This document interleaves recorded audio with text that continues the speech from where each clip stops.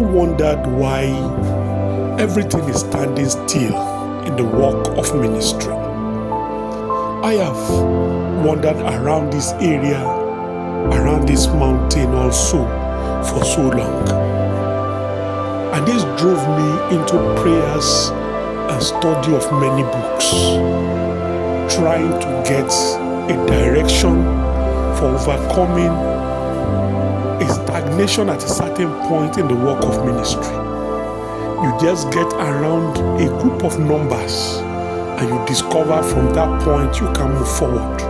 You begin to hover around the numerical numbers of members. Over the years, I looked at this and I came across a book, 100 Ways to Increase Attendance. I studied it. I implemented some of the things I saw in the book. I saw some changes. I forgot about the book for many years. The same question keep pointing at me. How do I break from one number to the other? And this has been a subject of concern to many ministers and church workers, where they discover that every Sunday they hover around a certain number because numbers matters, especially where you have an auditorium, where you have all the equipments, and you discover that the effort at gathering all those things, the attendance does not match the efforts. That is why we need to begin to look at how to go about it. And one factor that has delayed so many growths is the growth of the pastor. The church cannot grow beyond the capacity of the pastor.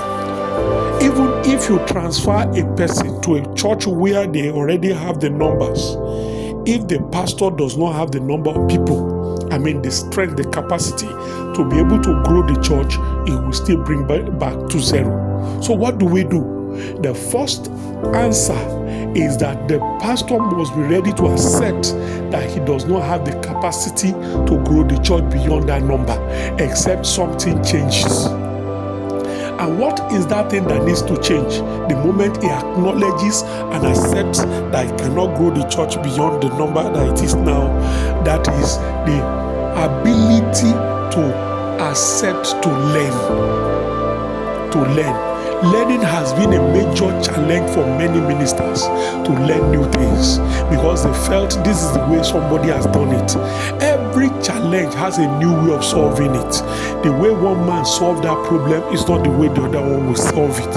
You may be open to ideas, and then when you incubate it in prayers, the Holy Spirit will now begin to give you direction according to what you have allowed your mind to take. That is why we need to humble ourselves to learn. One of the greatest ways to grow is to humble ourselves to learn. So every minister that wants to grow their ministry must be ready to learn. That is the first major foundation a pastor, a minister must lay down for the church attendance to grow. God bless you as you have listened to this. Listen to more series on the growth tonic of the church. God bless you. Don't forget to subscribe and like and comment and pray for the ministry. And I trust God that we will all experience what we are looking for.